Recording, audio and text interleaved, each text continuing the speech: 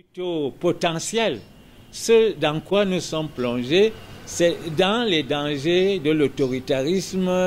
de la dictature, ainsi de suite. Et les droits de l'homme interviennent non pas comme un choix individuel, mais comme dans une situation qui nous est imposée, généralement, politiquement, où l'on pense que nos régimes peuvent sortir de l'autoritarisme grâce au rappel des droits humains, grâce même à l'imposition des droits humains comme conditionnalité pour certaines subventions, pour une certaine bienveillance, etc., pour un accès à des crédits plus faciles. Donc, mon scandale, si je peux parler en ces termes un peu dramatisés, ma réaction a toujours été de m'étonner qu'on doive en appeler à des dirigeants d'un peuple pour prendre en compte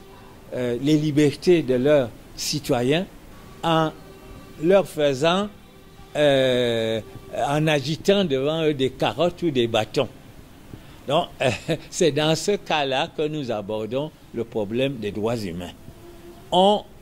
ne peut pas ne pas adhérer aux droits humains dans un tel contexte où on croit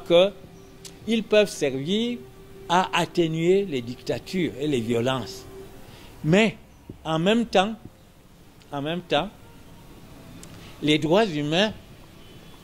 peuvent devenir un catéchisme qui n'est que l'expression de l'hégémonie occidentale, qui en fait quelque chose qu'elle semble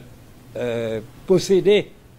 comme par nature ou par droit historique ou par héritage, pour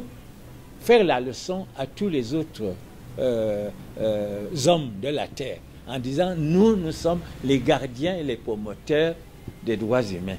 Alors, c'est cette interprétation des droits humains qui est notre problème. Il faut à la fois accepter que la perspective des droits humains permet de mettre en question certains dogmes qui autorisaient le meurtre, le génocide, le déni des droits des individus, mais en même temps les réinterpréter pour que les droits humains soient aussi une contestation de tout hégémonisme culturel, même occidental. Et donc, de les réinterpréter non comme quelque chose qui s'inscrit en droite ligne de leur propre histoire et qui aboutit à nous, qui entrons vaille que vaille en disant, vous savez, les droits humains, nous on est encore en retard, etc. Non, les réinterpréter comme cela qui exprime ce que nous avons fait durant des millénaires, c'est-à-dire transmettre l'humain par l'éducation, par la culture, faire que les hommes deviennent des humains par une série d'interdits, mais de devoirs. Le devoir premier étant le devoir fait à chacun d'entre nous de devenir humain, d'être humain. Donc il y a une réinterprétation des droits de l'homme qui nous évite les dangers libertariens qui naissent d'un individualisme qui n'a pas de sens dans la grande histoire de l'humanité, et en même temps de nous cramponner sur une identité qui nous immunise contre la contestation de la manière dont nous nous traitons les uns les autres, c'est-à-dire pas toujours en humain.